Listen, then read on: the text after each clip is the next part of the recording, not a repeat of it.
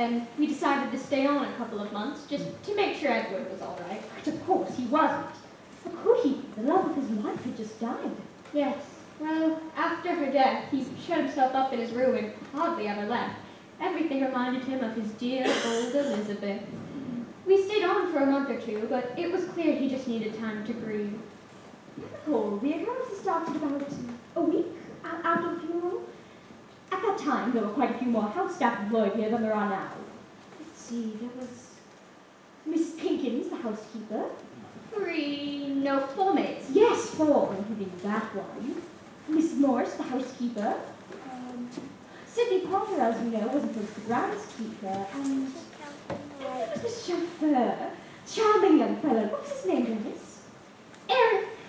Yes, Eric. Quite handsome. So handsome. Back to the story, ladies. Yes, of course. What was I? You were talking about the house staff. What happened to that maid? Well, she disappeared the day after Elizabeth died. I have no idea where. She seems to have just vanished. I can understand why. She must have felt maybe guilty about what happened. Probably. Yes, well, anyway, Mrs. Pinkins. She was the first to start noticing strange things. At first, they were small things you could easily ignore. Like what? Things would be missing or somewhere else from where she had put them. She had quite a fit with the maids, but they were all very insistent they hadn't touched anything. Then there were the noises. Noises? Yes. Footsteps on the stairs, knocking on the doors. Voices. Whispers of Chris, but then they would turn to cries. Oh, and then there was the music. What kind of music? Oh, she loved big band music, you know, Freddie Goodman and Miller. But her favorite was jazz. She loved those little, beautiful melodies that sang of love and devotion. Dream a Little Dream was her favorite, though. Yes, I remember. She used to play that song all the time when she was alive, but after her death it played constantly, day and night, floating through the halls like a breeze. We never could figure out where it was coming from. Yes, well, anyway. That wasn't the only reason she left, of course. See, it really happened about a month after Elizabeth had died. She was in the kitchen with Mrs. Morris preparing lunch. Not that Edward would eat much of it, but we had quite the appetite. Yes, well, she got to hear the music as per usual, but then she began to hear voices emanating from this room. To be honest, at first she thought it was us. She said she was coming to lunch was ready. But as she crept closer, voices turned to whispers and then to cries. She crept closer and closer to the door. For something just a little. At that moment, the door was flung open. So this is where you all are. Davina sent me to find you. Well, Robert nearly frightened us all to death. Why? What were you up to? Oh, telling ghost stories, were you? Mrs. Pinkins. Oh, that's a doozy. Carry on. Yes, please, what happened next?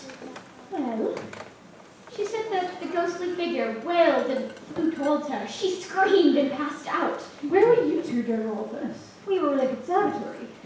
We heard the commotion and came running. We were much more spry back then. Yes, well, we resuscitated her, and then she started raving on and on about Elizabeth coming back. And she refused to stay even a moment longer. That lovely chauffeur had to drive her down to the bus stop, and she never returned. They even had to pack up all her things and mail them off. She simply refused to come back here. All the other house staff lasted a little longer after that, but eventually they all left as well, except for Townsend and Sid, of course. And what does Townsend have to say about all this? Not a thing. Davina's spoken to him over the years, but he just won't say anything about it. I wish we could get him to talk. I mean, I'm sure he has something to say on this whole affair. Surely there's other staff that worked here over the years that you could talk to. Davina has talked to a lot of them, but some of them have just disappeared. Disappeared? Disappeared. Strange things have happened in this household. Boy, who knows what's going to happen next. Maybe some all get told to come insist they were telling ghost stories. I didn't want to interrupt. Ooh, really? Which one? Beatrice and Gladys were just telling us about the first housekeeper, Mrs. Pinkett. Oh, I remember her. She refused to ever set foot in this house again. Have they told you about the maid they hired here after Aunt Elizabeth died? No, they haven't got to me yet. Well, what happened? Her name is Clara Monaco. The whole thing lasted about a week. Only a week? Yes, I remember her. Poor Clara. She started hearing things about 2 days after she got here. The whispers at first, and then the footsteps, and then the music and the crying. We tried to make light of it all, but she seemed very sensitive to this sort of thing. Maybe she had a few of your abilities, Alanette, and she simply hadn't realized it. Didn't you find her sleepwalking? Townsend did. The middle of the night, the second night here, he found her wandering about the hallways in a daze. Mrs. Morris took her back to her room, of course, but the next day all she could remember was that she had been chasing after a beautiful, sad lady. She was trying to catch up to her to find out why she was crying, but she wouldn't turn around. Happened every night after that, didn't it? Yes, but every night after that, they found her in this room. She said that every night she got a little bit closer, but she couldn't quite reach her until one day she did. And then what happened when she reached the lady? Yeah. We found her in here this morning, sitting in front of that fireplace, rocking herself and humming that song. But any time anyone tried to get close to her, she began to scream and claw at her face. She didn't want to hurt herself anymore, but nobody could even get close to her. They had to call an ambulance. They took her to Havenhurst.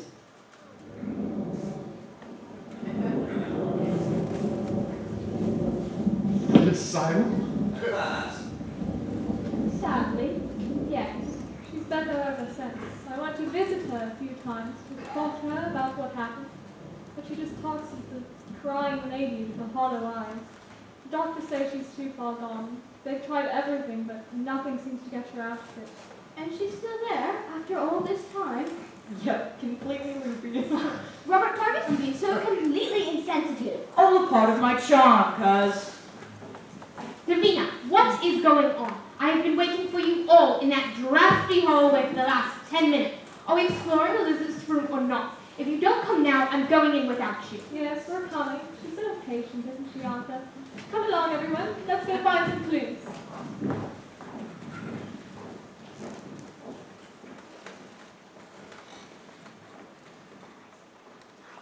I know she's been dead for a long time, but going and looking in her room for clues, it feels so intrusive.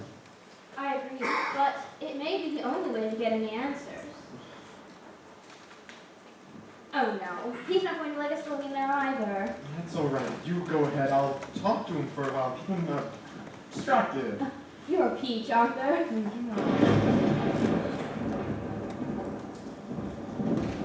Oh, Mr. Brooks, forgive me, I didn't realize you were in here. I was just looking up. Can I get you anything before you retire, sir? Oh, yeah, Townsend. I was looking at this painting of Mrs. Marston. Yes, Mr. Marston had that one commissioned about a year after he and Mrs. Marston were married. Well, sir, I was looking up. Can I get you anything? I hate to bother you, Townsend, and take you away from your routine, but could I get a glass of milk? A glass of milk, sir? Would you like to be warmed, sir? Warmed? No, that won't be necessary, Townsend. I can probably just get it Oh, myself. Mr. Brooks, it really is no bother. Mr. Poole doesn't care for people in his kitchen, so it would be less of a bother if I could get it for you. Oh, of course. Thank you, Townsend. Yeah. Thank you. I will return shortly with your milk. Just... And now I'm alone in the ghost room. Oh, yay. Oh, that's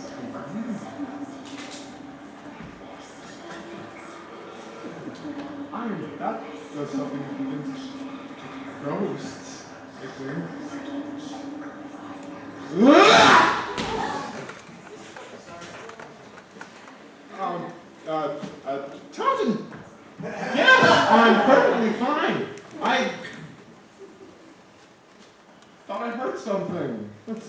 probably the storm, sir. It can trick you into hearing strange things. Your milk, sir. Oh, thank you, Townsend.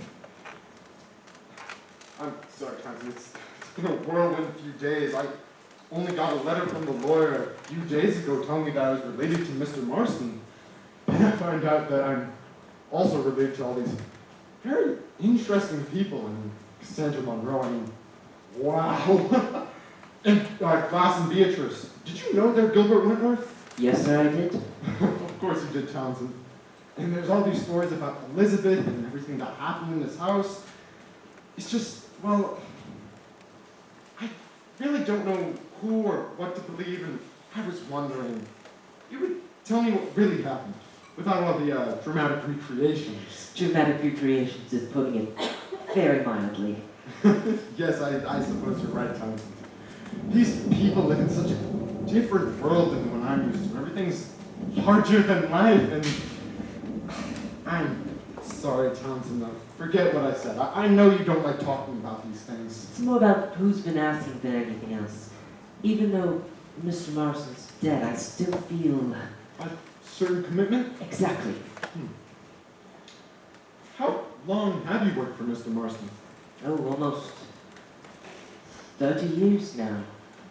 He was my first and only employer. I've been with him since before this house was built, before we met Miss Elizabeth even. I was his assistant at first, you see. We traveled the world together. And when he and Miss Elizabeth settled here, he asked me to stay on and run the house. Jeez, Townsend, I just realized how difficult this must be for you. This is your house as much as theirs, and not only do you have to leave it, but you also lost a friend. Yes, it is a little sudden, I'm afraid. Where will you go? I have a sister. She lives on the coast. I'll probably head there for a while, and then, who knows, maybe I'll travel a little. A fresh start away from all this drama, I guess. Oh, a fresh start might be very welcome, Mr. Brooks. Well, sir, if there's nothing else you need. Oh, of course, Townsend.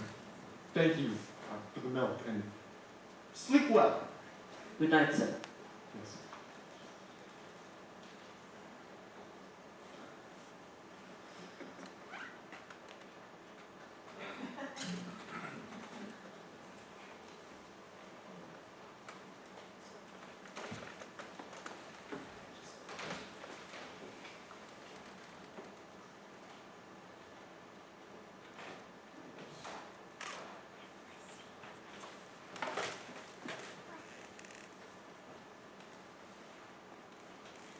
Here's to a fresh start.